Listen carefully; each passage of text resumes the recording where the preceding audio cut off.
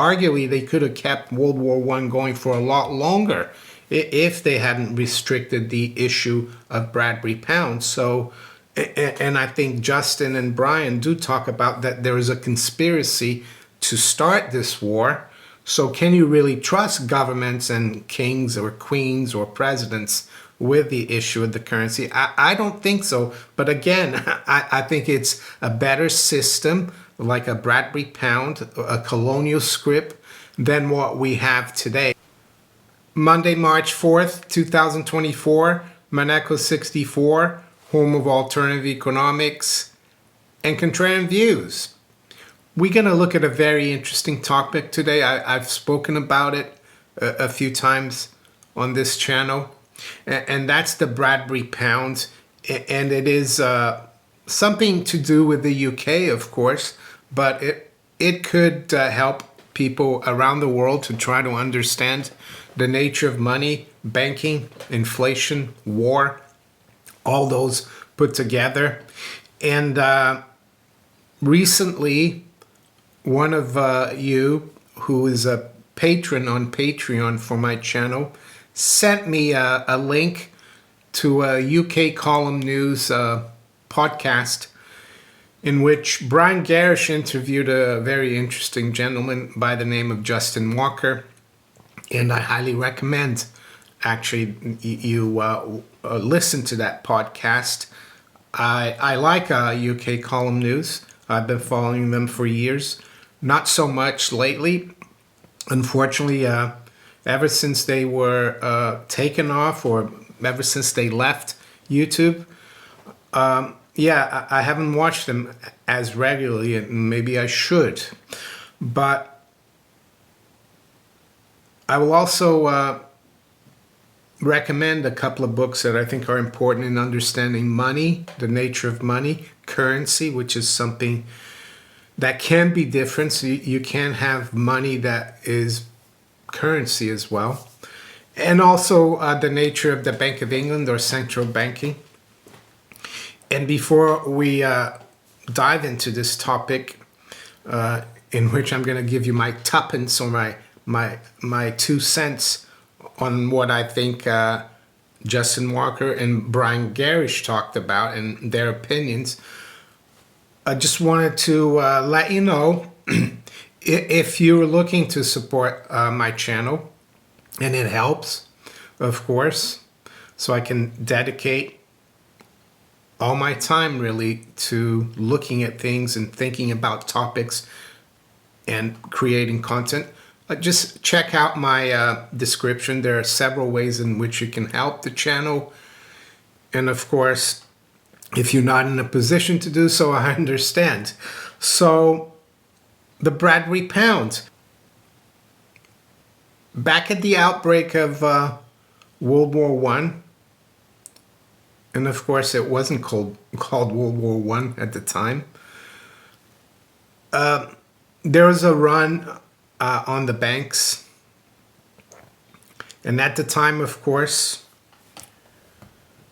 the monetary system in the UK was under a gold standard, which meant that you could take a Bank of England pound note, and in England, the Bank of England had the monopoly to issue notes. They've had it since 1833. I think I might be wrong by a year or two there. So you could take a pound note to the Bank of England or to any bank really, and redeem it for one of these. And I've even got King George V, and it's even a 1914 sovereign. So that was a pound. So it was. It had a lot of purchasing power. Today, I think you'd pay about £400 for this.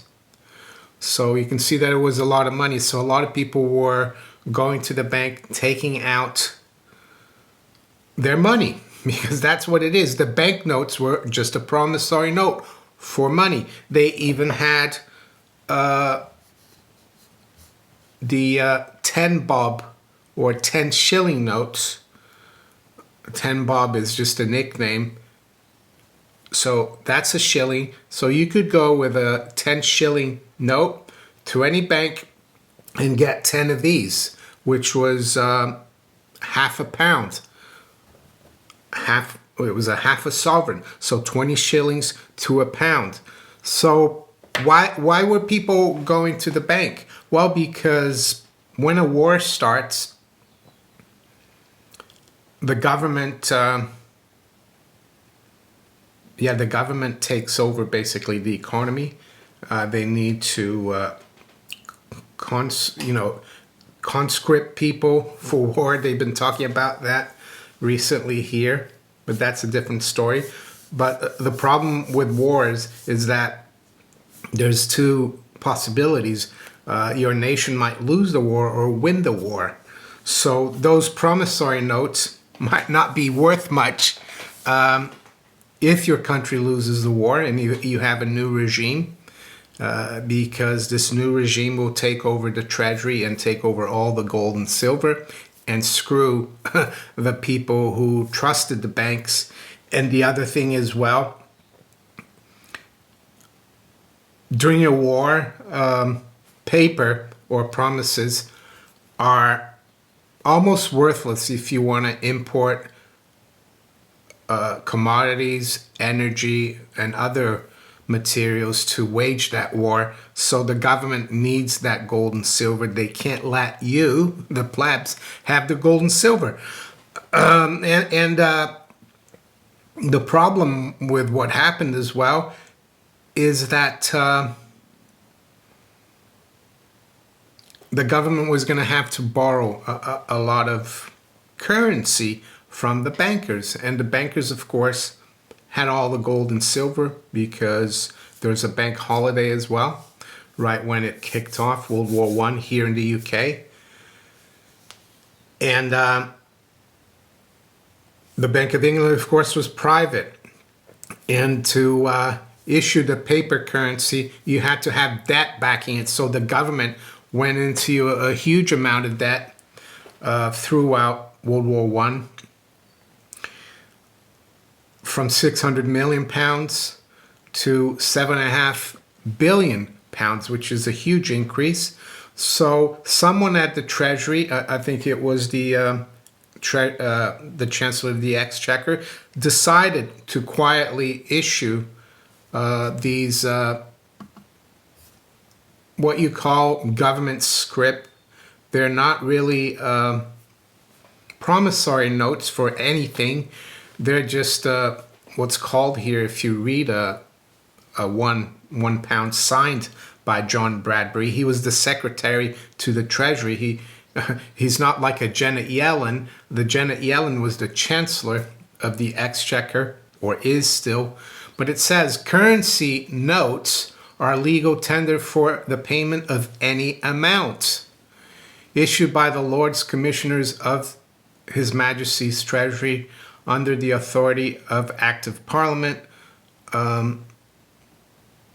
4 and 5, George V. Yeah, so there you go. So these were not promissory notes. You couldn't go to the bank with a Bradbury pound and ask for one of these. And people, of course, were losing faith and confidence in the old banknotes, and they wanted their gold and silver. And this, according to Justin Walker, reestablished a bit of confidence in the system, because it was supposedly, according to them, it represented the credit of the nation, which is something, it's something interesting. But my argument with the Bradbury pound, yes, it did not indebt the country, the government, because it was issued by the government. It had no debt attached to it, no interest to pay, and I think that's good.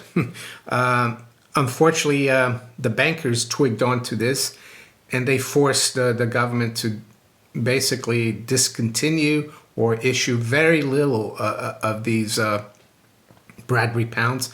They're eventually retired back in the 20s. They're still circulating for a while, but it was competition, of course, for the bankers, because they wanted you and the government to be on the hook Can you the debt increasing by from 600 million to 7.5 billion, or 7,500 million, is huge.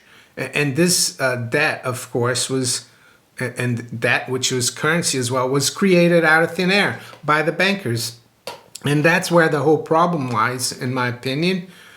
It's the Bank of England, because it's a monopoly. It's allowed to create money out of thin air, or currency out of thin air, really. Even one of the founders of the Bank of England, John Patterson, said so. He said the bank hath the benefit of earning interest on money that it creates out of thin air. And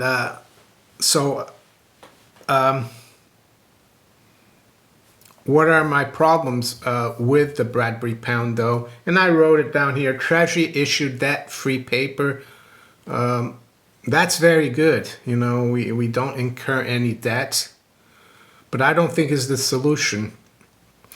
And why? Well, because you have to go back in time, and that's the problem I had with Brian Garish and Justin Walker. I think it was more Brian Garish who said economists don't know what they're talking about, and he conflated the Austrian School of Economics, of which I'm a proponent, with the Keynesians, which is completely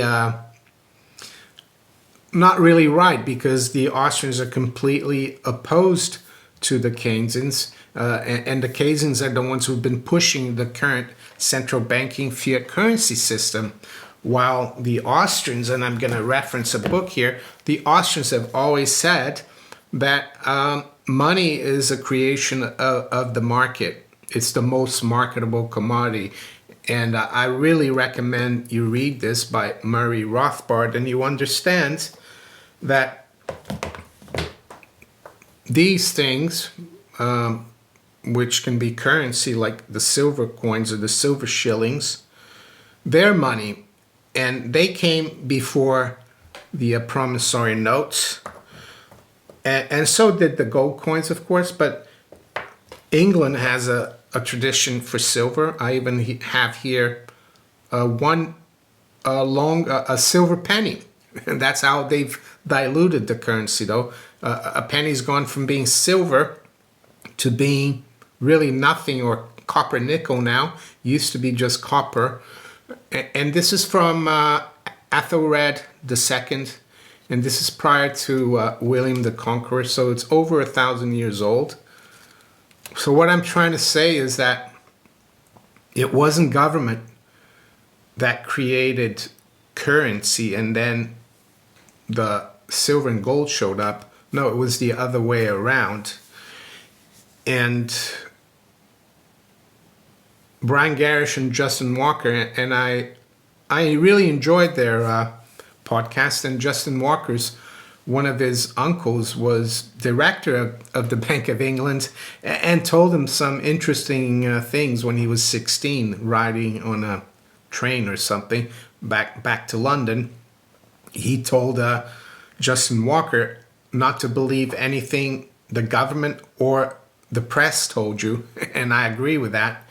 But yeah, they don't realize, I think, that the Bradbury pound couldn't be called a Bradbury pound if there hadn't been gold and silver, because that banknote, or whatever you want to call it, the scrip, wouldn't have been called a pound. So it's just a representation of real money. And I agree, though, if I had to choose between the system that we have now of central banking, where they have a monopoly, and legal tender laws to force that currency upon you, I would rather have one where no debt was incurred on the nation, like the Bradbury pound. But I think the problem with that is that can we really trust a few men or women in the Treasury to know how much credit or currency or money, not even money, but credit and currency a nation really needs, a nation's economy. And they do argue, of course, that you had the greenbacks during the Civil War and also the colonial scrip. But I think the colonial scrip came about because London restricted the flow of gold and silver into the colonies. That was the only reason why. It wasn't because they thought, oh, this is great. It's just that they had a shortage of the gold and silver for some reason. London didn't want the colonies to have a sound, a good currency system. And the other problem I have with the Bradbury pound is that in times of war, it would allow the government to keep fighting for a lot longer, because it would force the public to accept these Bradbury pounds, and they would be forcing them because they were legal tender. Gold and silver don't have to be legal tender because they are accepted because they're money. People value gold and silver. People don't value a piece of paper. And for learning a little more about the Bank of England and how it was created and how it allows the monarch or the state to wage wars that usually they wouldn't if they had to really finance them, these wars, through their treasury and not through the debt. And they could finance war through a Bradbury pound. Yes, there wouldn't be any debt, but there would be a lot of deaths and misery. They could have kept, arguably, they could have kept World War I going for a lot longer if they hadn't restricted the issue of Bradbury pounds. So, and I think Justin and Brian do talk about that there is a conspiracy to start this war. So can you really trust governments and kings or queens or presidents with the issue of the currency? I don't think so. But again, I think it's a better system, like a Bradbury pound, a colonial scrip, than what we have today. But ideally, though, I think what we need is sound money, the market to determine what the money is. And yes, it's not the solution. I think the ideal solution, even though I'm not against it. And to learn more about the Bank of England and how creating the central bank and the legal tender laws allowed the UK to have a lot bigger national debt, or to have a national debt at all. It was with the creation of the Bank of England that the national debt started. So that's Cobbett's Paper Against Gold. These are a series of letters by William Cobbett. I think he was in prison at the time. He was put in prison by George III for criticizing George III. He was an MP. I think he wrote this around 1810, 1812, when they had actually suspended convertibility because of the Napoleonic Wars. And the banknotes were not redeemable, so they did the same thing back then. So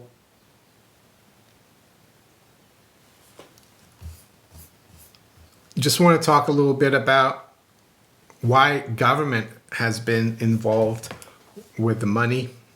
And by money, of course, I mean specie, gold and silver. I think it's because government, the monarch, the king, queen, or president, Congress, usually have credibility and they're elected by the public. And minting gold and silver coins is something that can be tinkered with very easily. People, especially if it's a private thing, people can cheat, right? They might say this coin is a pound, a sovereign, but they might not put as much gold in there. The weight there usually will be the same.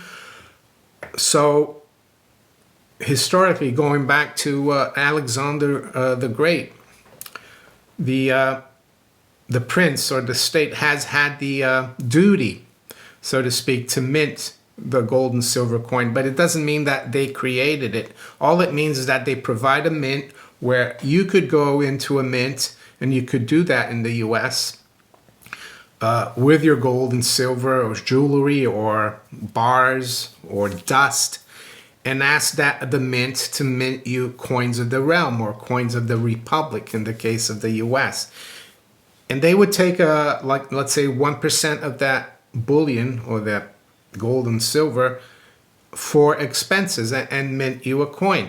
So that's the only, I think, duty or connection to money that government should have, in my opinion. Some argue that coins of the realm are property of the king or the queen, and it used to be so during ancient times.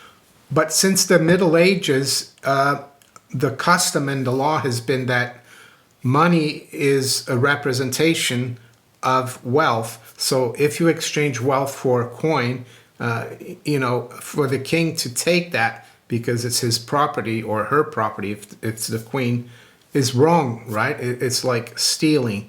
So, and this is a different topic, but just wanted to put that out there. So my conclusion then is that, yes, I'd rather have the Bradbury pound instead of what we've got today, which is a central banking monopoly and a fiat currency based out of thin air that has to be borrowed into existence and lumbers us with a national debt. Yeah, I'd rather have the Bradbury pound, but ideally, I don't think the Bradbury pound is the solution. The Bradbury pound and the greenback and the continental, they were issued in times of emergency, in times of war. I think the whole problem is we have to try to avoid wars because the bankers will do well no matter what, even if they're not in control of the money, issuing the money. They will still be in control of providing a lot of the material. So I don't think the Bradbury pound is the solution. And some people think it's a little bit like a MMT, a modern monetary theory, and I have to agree with them. So if we do get a Bradbury pound back, and that would be good, of course, all the debt would be extinguished, I'd still be stacking though gold and silver because I wouldn't trust politicians to know how much to issue of these scripts. And my bet is that they would issue a lot more than needed. And yeah, there you go. I'm going to put a link to this podcast below in the description so you can listen to it. With that, I'm going to look at the markets now. It's 8:45 a.m. London time. We got spot gold at 2,084. It's up about $1. High's been 88, the low 79. Silver is trading around 23.10. It's virtually unchanged. The Dow futures down 64. NASDAQ is up 29. S&P is down 1.5 points. Sterling is up 0.1%. The euro is unchanged. Dollar is up slightly versus the yen. So everything's pretty quiet here. We've got crude oil, WTI crude. That's almost trading up to 80. We're just below 80. It's up another 0.25%. Brent is just below 84. High-grade copper as well is at 387, up 0.25%.